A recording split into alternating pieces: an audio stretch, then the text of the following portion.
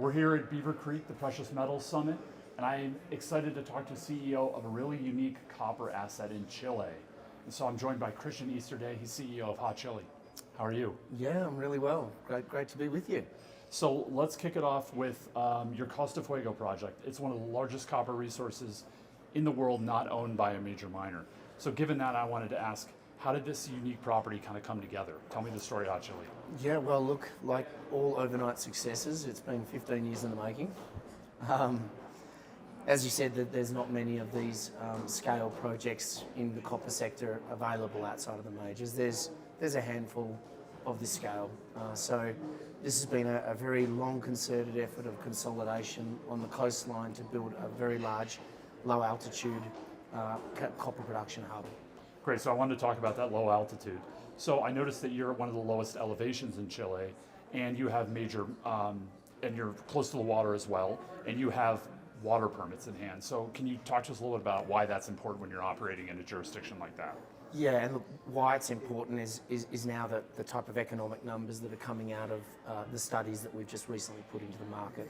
So those low risk aspects of 720 metres elevation for where processing will occur, infrastructure advantages on the Pan American Highway right next to port, and then having over a decade of permitting advance sets this project apart from a risk perspective. And now we're starting to see that those risk perspectives are actually impacting very positive economics on the project. So we've achieved in our recent PEA the lowest capital intensity project in the pipeline. Now some might look and think that PEA numbers mean that they're very ambitious numbers and not realise that the PEA Hot Chili just put out is based on an 80% completed pre-feasibility. So the numbers are very solid, but they're also very easy to understand. You see, when you don't have a $500 million water pipeline to build into the high Andes to where our peer projects are at 4,000 metres generally, and you don't require a desalination plant because your ore bodies process better with salt water and achieve 2% better recoveries, it means that the project is skipped about US $1 billion to build. Wow. So it's faster to be built, lower operating costs, and lower capital costs up front. Correct. Wow, that's powerful. Now, I was looking at your ownership table a little bit, and I noticed that mining giant Glencore is a major shareholder, but you've negotiated some terms that I haven't seen before that look to benefit Hot Chili shareholders. Can you just talk about those a little bit? Yeah, well, look, we're very pleased to have Glencore, a top 3 miner in the world, sitting on our register. So that's great. But we've been very careful with the partners and our stakeholders that we bring on, not having a negative impact on our shareholders' overall return. And so, we're firmly in control of our destiny. Very, very pleased to have Glencore alongside us. They are an offtake partner of the company, but we have not given up 100% of our offtake rights over a life of mine. We have secured them as an offtake partner for 60% of our offtake rights. At benchmark terms, the same terms that we would sell about 60% of our product to in the future. And we've limited that to the first 8 years of production. So what that has effectively meant is that Glencore has removed a lot of risk in that we have a benchmark term partner for 60% of our product sales.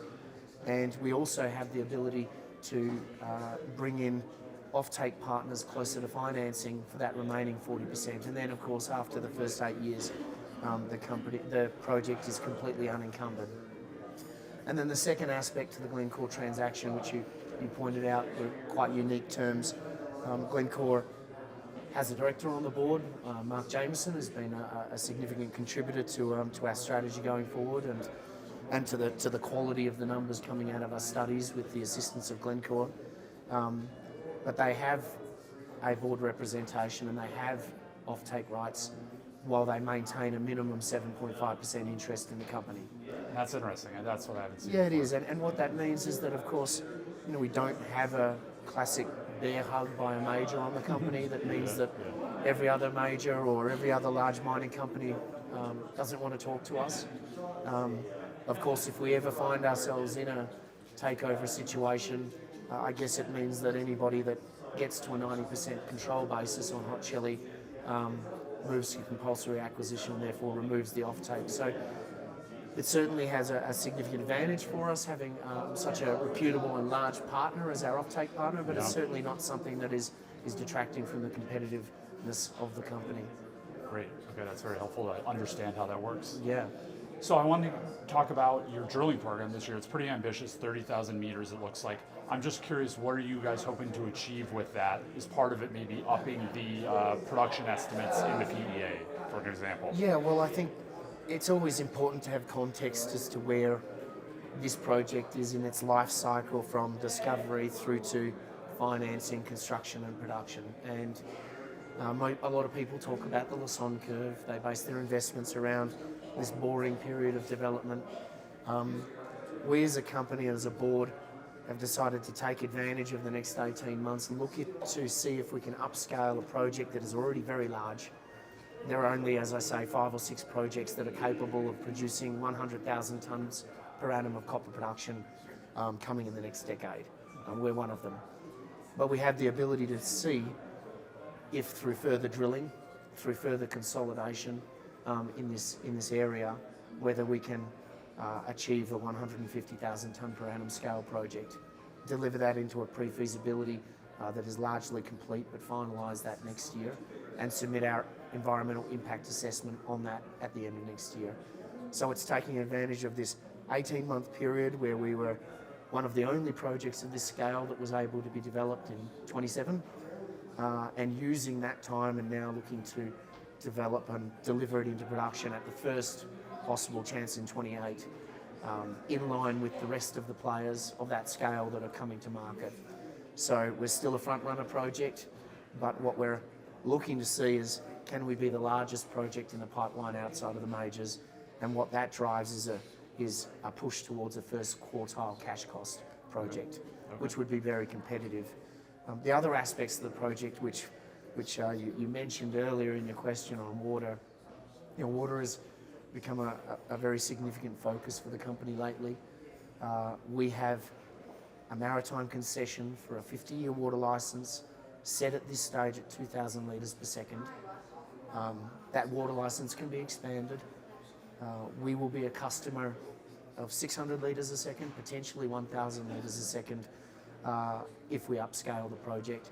But we're in a very unique part of the Chilean Atacama where we have very few water suppliers and a lot of undeveloped copper projects that have no water rights. In fact, Hot Chili is now differentiated as not just having this low elevation major copper project, but we're one of the only major copper developers that has water permits. Yeah. And so it offers us not just the advantage of being able to develop the project in the timeframes we're talking about after 10 years of application process to secure those rights, but it also means that we are potentially also holding the solution to numerous large mining projects in the Huasco region that have no water solution.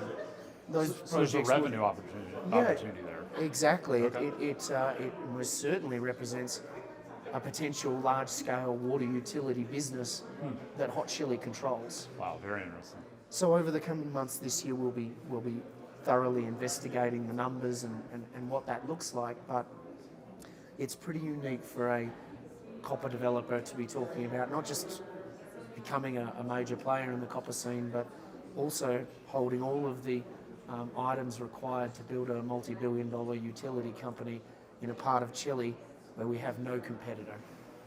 And that's very, very unique. Wow. So they say water is life, and it sounds like never is that more true than in Chile. Correct. It's pretty dry in the Atacama. What most people don't realize is that the way water usage is going in Chile in particular, but also in neighbouring countries such as Argentina, where water is a very scarce resource. Removing it from the ground starts affecting ground aquifers. It starts reducing the amount of water supply coming from these glacial water storers. And so what we're seeing with the changing environmental regulations and the environment around social license to operate is extracting water out of the ground is a thing of the past in Chile. It will be a thing of the past in Argentina and other countries where water scarcity is an issue. Okay. And what that means is it's driving the mining companies towards building large desalination plants And you're even seeing that with Antofagasta Minerals building their second large-scale plant, affecting copper production because they're trying to build it and supply water as quickly as possible. That'll bring them to, I think, 62% of their water supply desal. But they all have ambitions to go 100% desal over the coming decade.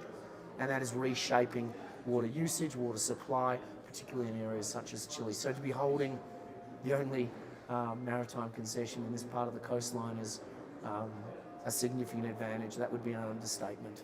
Yeah, I hope everyone listening realizes how unique that is now after that great explanation from Christian.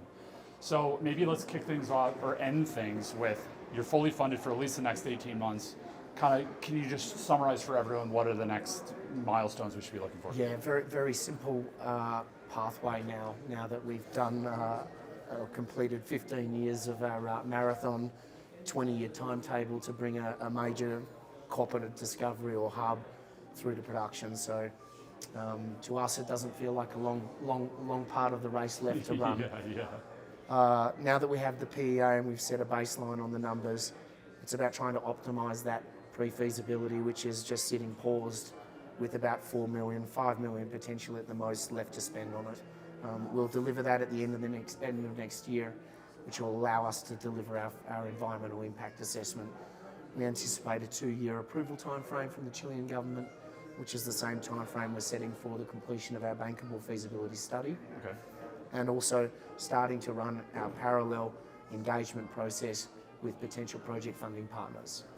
And that means that we'll be in a very strong position in late 26 to look at a financing investment decision on a project that should be $2 billion, but is $1 billion.